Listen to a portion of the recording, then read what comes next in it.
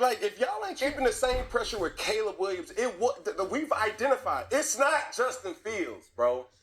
Chicago, you had a good situation in Justin Fields. He goes to Pittsburgh. He plays well enough. I still don't think that he should still be a backup. But at the end of the day, when you see this and then you see the same things happening, protect your quarterback, guys.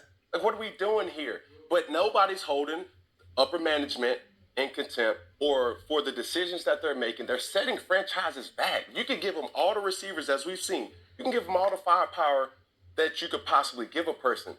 But it still comes down to, like, hold on, are we developing our guys the right way?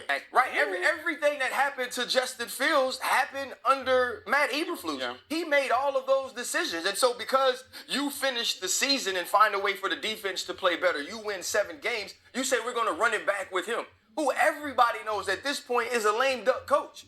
And now he can't make a decision that Justin Fields is going to be the guy because in order to keep his job, he has to show that he can make Caleb Williams the guy. It was, for as much as you wanted to build the roster, it was a mistake in who you chose to lead your team. Correct. If you were going to start it over and you were going to move on from Justin Fields, whether you thought it was his fault or not, start it completely over. Get Caleb Williams, his guy, from the beginning, because now you have a quarterback that, as El said, has been beat up the entire season, who's going to have to learn an entirely new system under an entirely new head coach and offense coordinator. And now, if you believe the reports, they're flirting with hiring Pete Carroll. Great guy, 73 years old, which doesn't exactly give you the amount of time you would need to build a culture. Yeah. Okay, my one question before we flip over to Lamar Jackson, which is a much more encouraging conversation in terms of quarterback. We don't want to be encouraged. How do you assess, because you started this at an interesting place to me, Cam, what is Caleb Williams supposed to be saying? Like, how do you even assess this young man's rookie season? I just don't know. Like, we're living in the day and age where real needs to be who you are. It's not true, Cam. That's, yeah. Cam.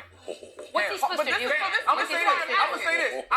Listen, I'm a Cam Newton fan. Yes, sir. Right? I hated it when you ran over Tyron and Pat P was diving at your legs and all that, right? I'm a Cam Newton fan. Yes, sir. Cam Newton, that spoke when he was the quarterback of the Carolina Panthers or the quarterback of the New England Patriots, ain't the same dude we see on 4th and 1. Mm-hmm. He ain't the same dude we see on Funky Fridays because the other Cam Newton had to lead an organization. Right. And the other Cam Newton knew he had to lead that organization being a black man at the quarterback position. Right. So you can't now put that pressure on Caleb Williams to be anything different but than what he is. Okay, I want to hear this. I'm not saying, like, go out there and be like, man, listen, man, we need a better offensive line. No, I don't like the plays. No, I'm saying he's giving us surface level answers. Like, what do we really know about Caleb Williams? You said like he loves nail polish. Yeah, but that's because his mom was a nail tech. Sure. From what I know, I'm saying, bro, it's okay to be yourself. And especially to be angry is what you're saying? Yes. If you're frustrated, say you're frustrated. If you need to be better, bro, it's okay to be emotional. Yeah, but Caleb's polish is like well known, right? Yes. He's been this polished in college as well. We met him years ago at Upfronts for Disney, and he was this polished. Like that's how he was when he was frustrated at USC. So I will explain to you who he is because he did our show. He did the pivot before the draft. He's a dude that lived by himself as a high schooler.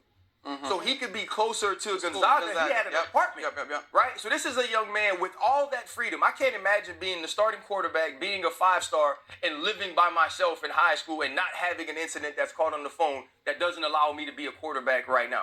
This is a guy who went into Oklahoma knowing that Spencer Rattler was the projected #1 overall pick, knowing that Spencer Rattler was the projected Heisman winner, and went every week to talk to Lincoln Riley and say, I believe I'm better than him, but clearly I have to show it. What do I have to do to be the starter? And then once he was the starter, he never gave it back. That's who Caleb Williams is. Caleb Williams is a dude that decided he wanted to be a quarterback in the NFL and got a nutritionist and got a trainer and did all of this stuff to be in this point. So if you did all of those things physically, the other thing you learned is how do I conduct myself when on a microphone in front of people so I don't embarrass my team or myself. All right, we got to wrap this up. Go. Just real quick, the only thing that you didn't say is, what about a teammate? That's you personal. Mm. Are you buying in, the locker room buying in to you? Caleb? But you do that in the locker room. Come on, you can invest in all these type of things, bro, but the real is going to have to prevail sooner or later, and guys are going to believe in what you're trying to give them the vision forward. That's all I'm saying. You know what? I like where this conversation went. Y'all know, losing takes a toll on everybody and everything. Man. I would like